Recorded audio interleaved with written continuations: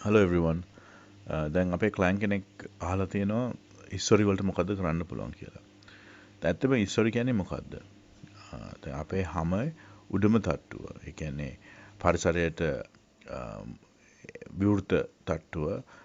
ඒකේ නම එපිඩර්මිස් එක. එපිඩර්මිස් එක හැදලා තියෙන්නේ ස්ට්‍රැටිෆයිඩ් ස්ක්වේමස් එපිතීලියම් කියලා සෛල වර්ගයකින්. ඒකත් එක්ක මේක කෙරටිනයිස්ඩ්. ඒ කියන්නේ වතුර ඇතුල් වීම නවත්තන්න ඉම්පර්මියබල් වෝටර් එන්ට්‍රි එක නවත්තන්න තමයි ඒ තට්ටුව තියෙන්නේ.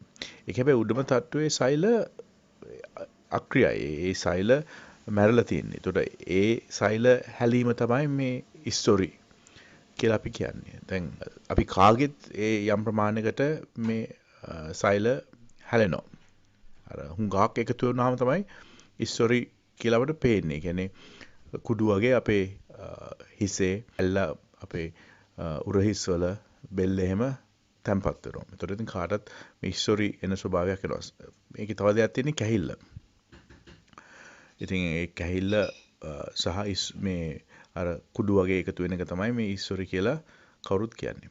දැන් ඒක එන්න හේතු කිහිපයක් තියෙනවා. අපි හුඟක් ඔළුව ෂැම්පු නොකර හිටියොත් එකතු වෙන්න පුළුවන්. ඒක සාමාන්‍යයෙන් ඕන කෙනෙකුට වෙන්න පුළුවන් එහෙම. තදින් හිස පීරන එක එතකොට ඒ උඩ තට්ටුව ඇවිස්සලා එතන කුඩු වගේ එන්න පුළුවන්. ෆංගස් ඉන්ෆෙක්ෂන් එකක් එන්න පුළුවන්. මසාලියා කියලා ෆංගස් එකක් තියෙනවා. ඒකෙන් අතරම මේ උඩ තට්ටුවේ හැම යාම ඉක්මන් වෙනවා. සෙබරික් ඩර්මටයිටිස්, තව කොන්ටැක්ට් ඩර්මටයිටිස්, ඒ කියන්නේ අපි පාවිච්චි කරන සමහර කෙමිකල් වලට ඒකත් එක්කම රෝග කිහිපයක් තියෙනවා. ඒ කියන්නේ සොරයිසිස් වගේ රෝග වලින් ඩැන්ඩ්‍රෆ් වැඩි වෙන්න පුළුවන්. හැබැයි ඒක ඇත්තටම වේදනාකාරී දෙයක්. ඒ කියන්නේ වේදනාවත් ඒක ආශ්‍රිතයි. අපේ සාමාන්‍ය හිස්ටරි වල එහෙම ඒ ඩැන්ඩ්‍රෆ් වල වේදනාවක් නැහැ. කැහිල්ල සහ කුඩු වගේ අර මේ තැම්පත් වීම තමයි තියෙන්නේ. ඉතින් අපි ඒකට මොකද්ද කරන්න පුළුවන්? ඇත්තටම ඒකට හොඳම දේ තියෙන්නේ ඇන්ටි ඩැන්ඩ්‍රෆ් ෂැම්පූ. ඩැන්ඩෙක්ස් හරි හෙඩ් ඇන්ඩ් ෂෝල්ඩර්ස් වගේ එකක් දිනපතා පාවිච්චි කරන එක. දැන් මසාලියා හින්දා ඒ කියන්නේ ෆංගස් එකක් හින්දා හැදෙනවා නම් කීටකොනසෝල්, නිසරෝල් වගේ කීටකොනසෝල් තියෙන ෂැම්පූ පාවිච්චි කරන්න.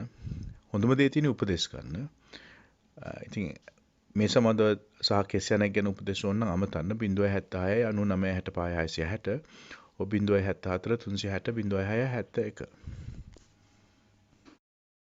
මේ හිස් කිස් අස්වද්දන ආශ්චර්ය සේවයයි කේෂා ට්‍රාන්ස්ප්ලාන්ට්